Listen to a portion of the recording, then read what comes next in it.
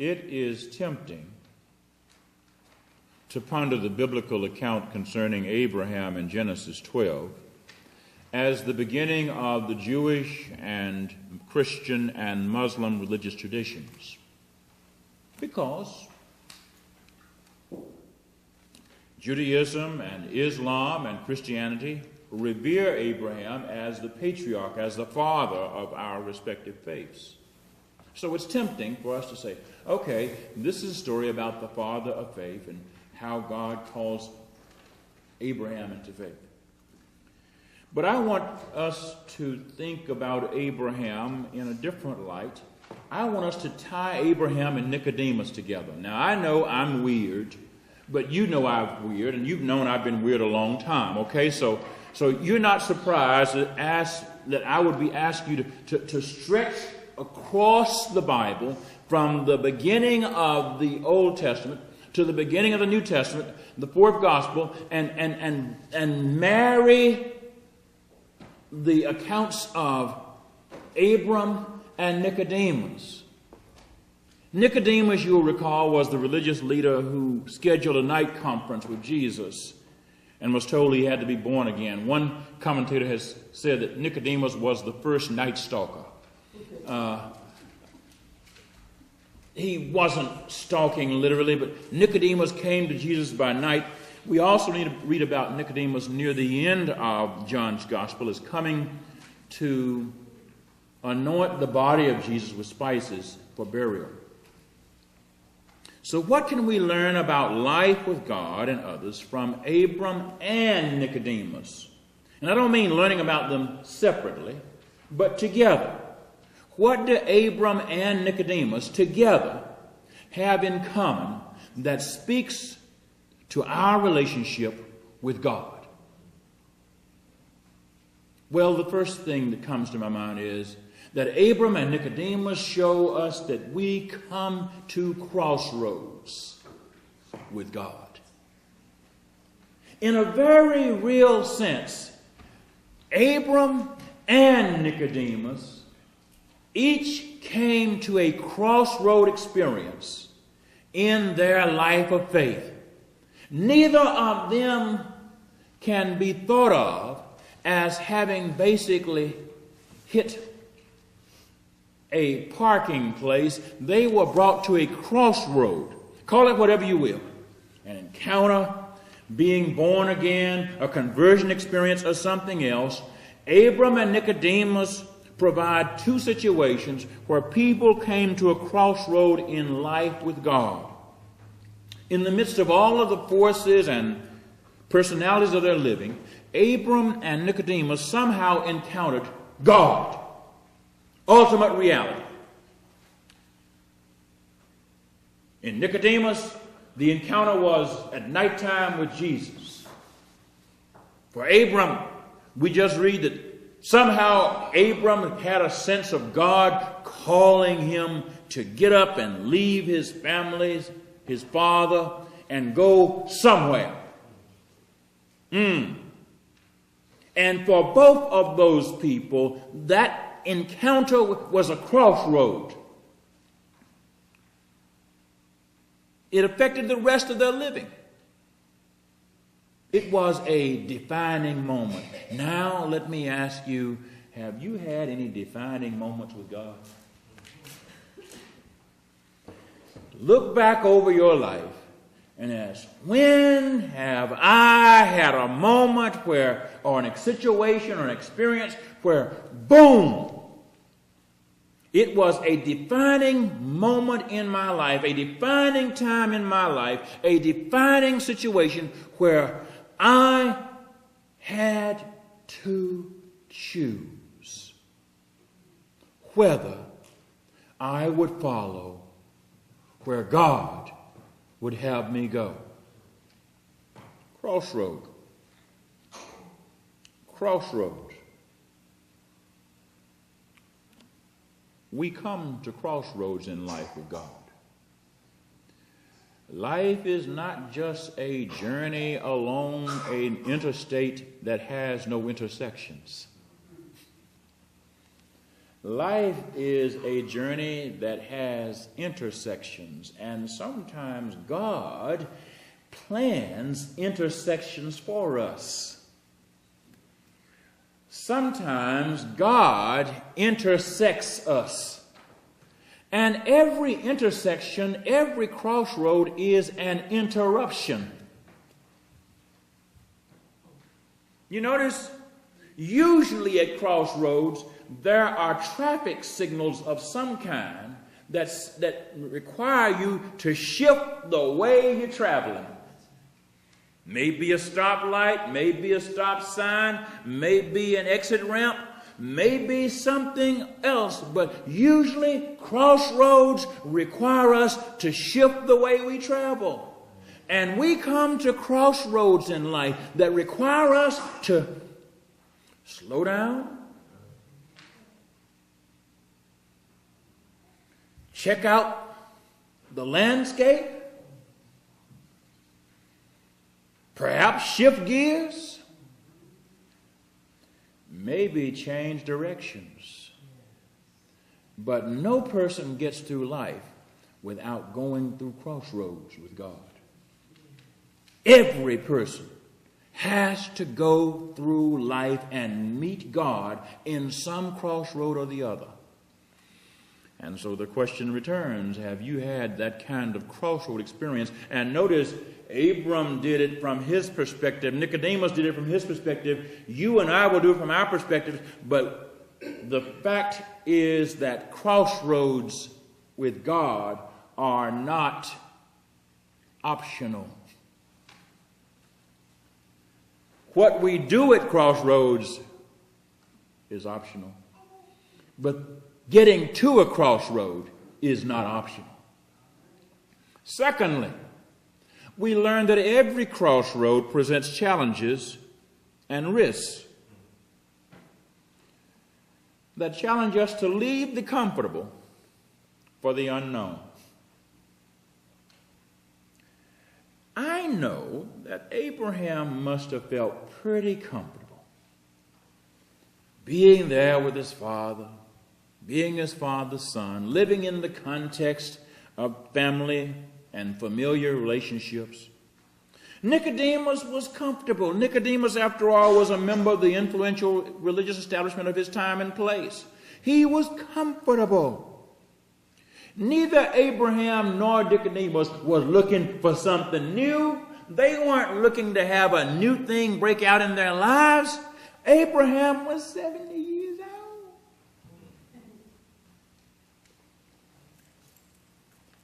He's 75 years old. Wait a minute now. Do you remember saying, I'm too old for, remember, no, I'm too old for, you fill in the blank. And usually when we say I'm too old for this, it's in connection with something new, something different, something we haven't done before. And the idea of I'm too old is because I have gotten comfortable. I've gotten to this point in life. I'm comfortable here, and I'm too old to shift gears. I'm too old to move in another direction. Don't mess with me. Don't move my cheese. I am okay right here. Abraham and Nicodemus were not looking forward to going on some kind of quest. When Abraham sensed God calling him to leave his father and pursue a land that would be revealed, his situation was not very different from Nicodemus hearing Jesus talking about the need to be born again. Wait a minute. Abraham must have felt just as strange as Nicodemus did. And Nicodemus may have felt just as strange as Abraham did. What are you saying, preacher? I'm saying that it's important that we realize that God meets us and calls us to travel to new places of faith in life. I am saying that God is not confined to our notion of comfortable and familiar. God somehow and sometimes finds ways to meet us and to nudge us toward the unknown, the uncomfortable. no matter how old we say we are or how comfortable we are being the way we are. And notice that God doesn't ask or need our permission to present crossroads to us. And every crossroad has a risk.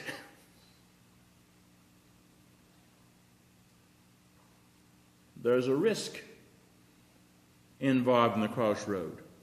One of the risks of the crossroad is not moving where God wants us to go.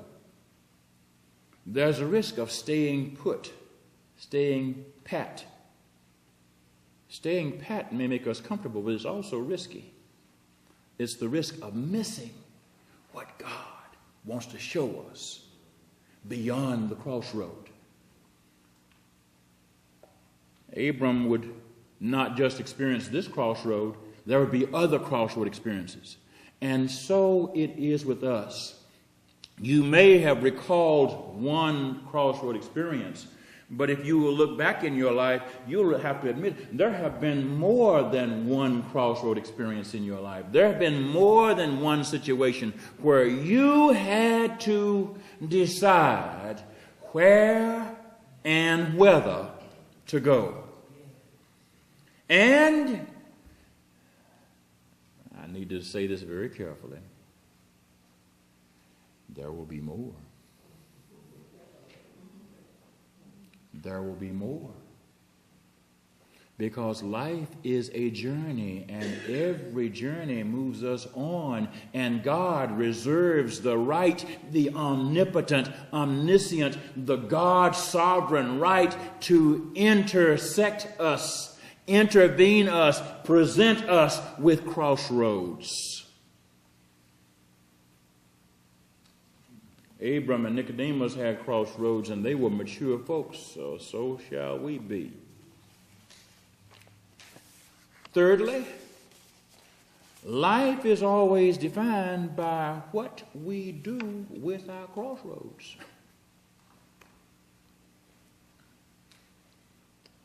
Abram and Nicodemus were changed by their crossroad experiences because crossroad experiences are, as I said at the beginning, life-defining. They are life-changing. They shape us. Notice that the crossroad experiences involved personal encounters that had implications for other people. Life is always defined by what we do at our crossroads, but what we do at our crossroads always affects other people too.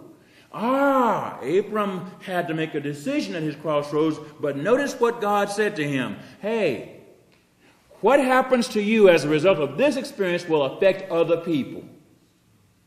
They'll be blessed or cursed based upon how you deal with this crossroad experience, Abram. Whenever God blesses us, whenever God interacts with us, it's not just about us. God has more involved and more in mind at the crossroad experiences of our life than just my private, personal situation. Now, it's private and personal for me. No, it's personal for me. It's not private.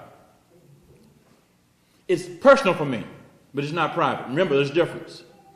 Personal means it's my experience. Private means I own it. You understand? Private means I own it. No. Everything that God has to do with you, God has some intention of affecting others too. Think about it. Everything in your life has somehow affected somebody else. Every joy, every sorrow, every trouble, every victory, every trial, every success, every temptation, every heartbreak, every success, every victory, everything in life always implicates other people. Life is defined by what we do at our crossroads, and what we do at our crossroads always implicates and affects other people.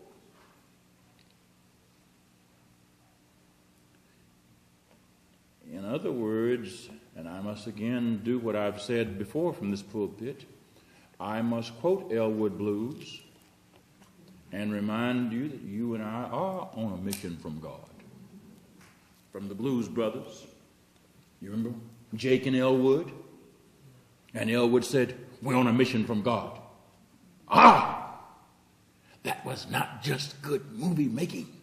It was good theology. Because you and I on a mission from God, you and I are not entitled to our private little life with God.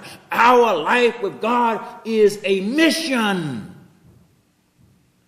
And at the crossroads of our living, God brings us new mission orders. New mission opportunities, new mission perspectives, new mission venues. One thing is definitely certain, however. None of us can live at a crossroad. Crossroads are places where we are encountered by God, but crossroads are not places where we have a right to park. Let me say it again. Crossroads are places where we are encountered by God, but none of us has a right to park at the crossroad. A crossroad is where we decide which way to go and then leave.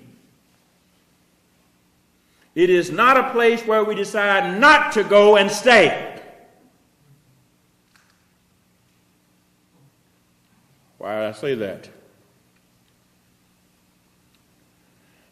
You and I have met people, have known churches where life stopped becoming a journey and turned into a park. People decided they were simply going to park and wait until the Lord comes to get them. I'm just going to squat. I'm simply going to plant myself and wait until the Lord comes after me. Abram wasn't told to park. Abram was told to leave. The crossroad was a place where Abram decided whether to leave. And Nicodemus was confronted with Christ to decide whether to live in a new and bigger and fuller life with God. In this born again kind of experience, this relationship with God that is more than ritual and more than tradition and more than habit and more than rules. It is life. God does not call us to park. Do you have a parking meter relationship with God? Are you on the meter with God so that you've got your parking space and you are really, really hoping that God does not ask you to move your vehicle because this is your parking space? You're comfortable at this parking space. You know what's going on at this parking space. And God, please don't make me give up my parking space. God, please don't make me move.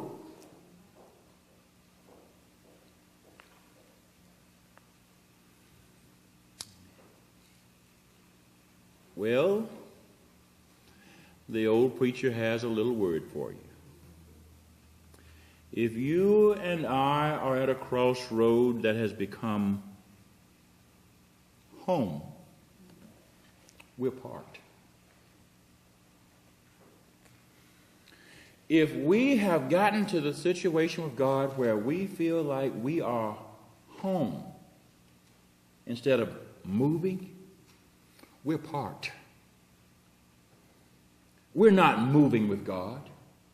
We're parked. And you know what happens in park? You are in park. When you get into a parking space, what gear do you put your transmission in? Park. What does park signal?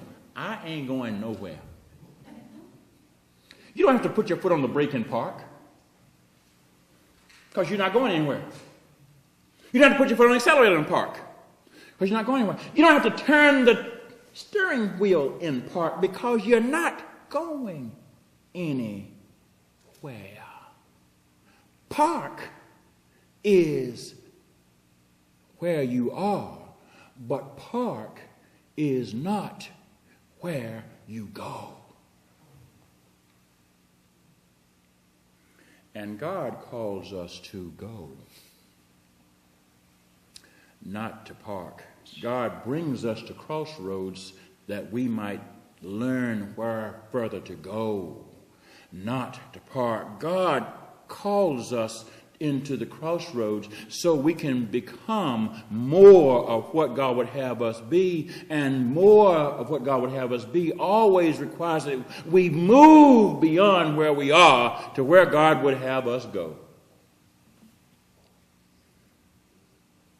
And if you and I have gotten at home in park, then we are telling God, leave me alone. I'm comfortable where I am. Stop messing with me. I'm okay right now. Got the transmission in park. Let me leave the air conditioning on right now, and we just listen to the radio right here in park and just have a good time in park. Well, Abram and Nicodemus show that God doesn't work with us that way. So I have an interesting question for you as I leave you. Are you parked? Are you parked? Have you gotten to the point in your relationship with God where it doesn't make any difference whether you turn the steering wheel or not? Because you're not going anywhere. Have you gotten to the point with God where it doesn't make any difference whether your foot is on the brake or the gas, because you're really not going anywhere? Are you at the point in life with God where you don't expect the scenery to change because you're in park? You know, the scenery never changes in park.